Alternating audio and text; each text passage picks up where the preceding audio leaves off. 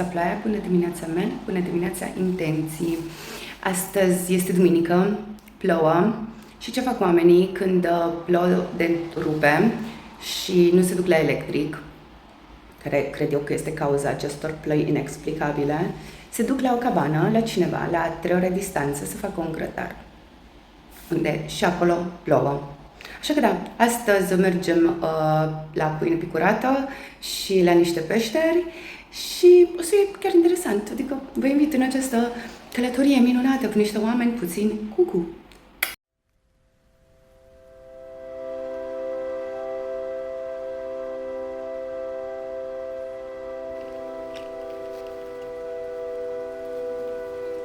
Asta e poarta lui Ionele.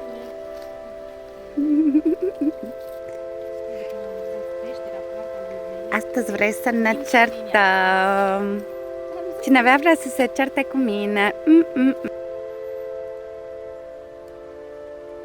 La peștera Poarta lui Ionele, am mai fost aici. Practic avem acolo intrarea și acum urcăm niște scări și 15 intrarea, din câte am înțeles.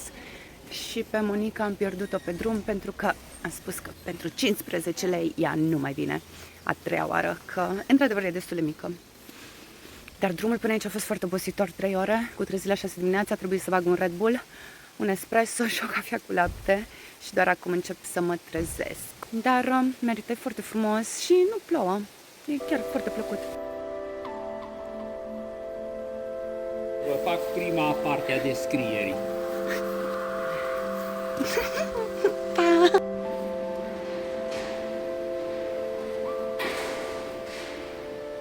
10 metri înălțimea minimă, 7 metri înălțimea medie. Galeria a fost cândva resurgența râului subteran, deci apa care izvorăște la intrare a avut prima albie prin interior, fapt care a modelat în mare măsură peștera.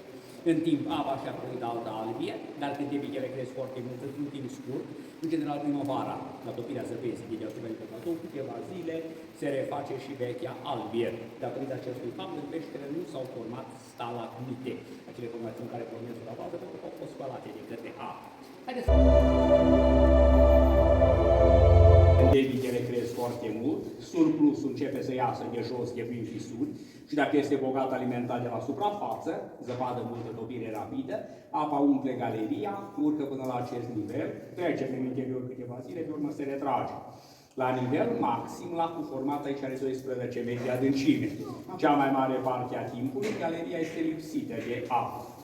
Albe din Triasic sunt roci care au 200-240 de milioane de ani.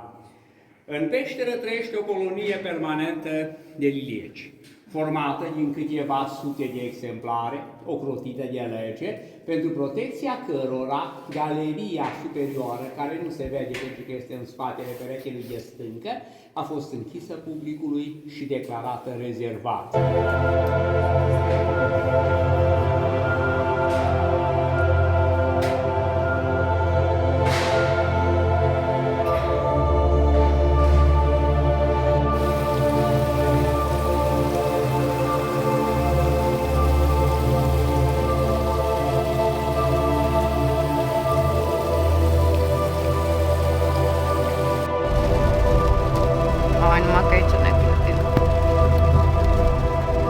Chiar e genial verdele asta.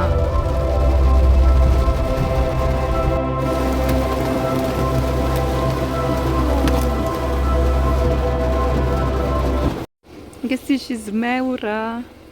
Mamă, cel mai bun lucru. Yes.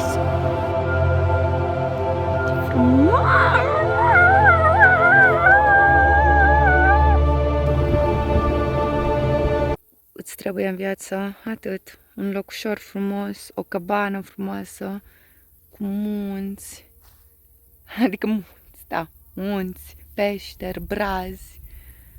Ce vrei mai mult decât un loc în care să vii să citești? Adică eu asta aș face. La locul în care o să ne petrecem restul zilei, adică câteva ore. Și e și soarele și așa de frumos. Deci iubesc. Uitați-vă ce frumos. Deci, s-a bătut de mine un botar.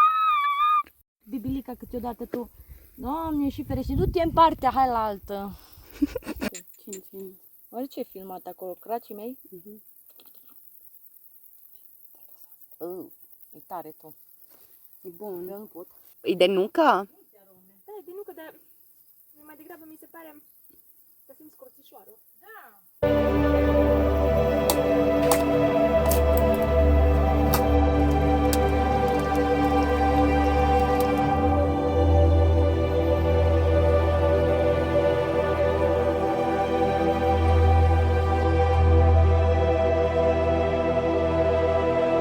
Ureche, are urechile cum avea Bobby. Cine Bobby? Cu mine.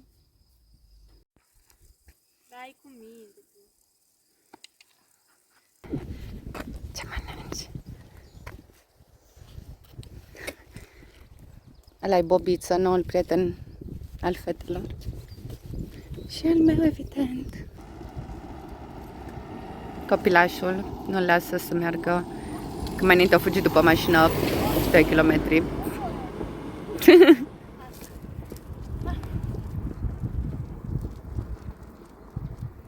Azi a fost una din cele mai faine zile din anul ăsta, jur, nu știu ce a fost, în care a fost perfectă vremea, a mai plouat, a fost soare, aerul perfect și regret atât de mult că mâine trebuie să ne întoarcem, adică astăzi trebuie să ne întoarcem în Cluj, pentru că mâine e luni.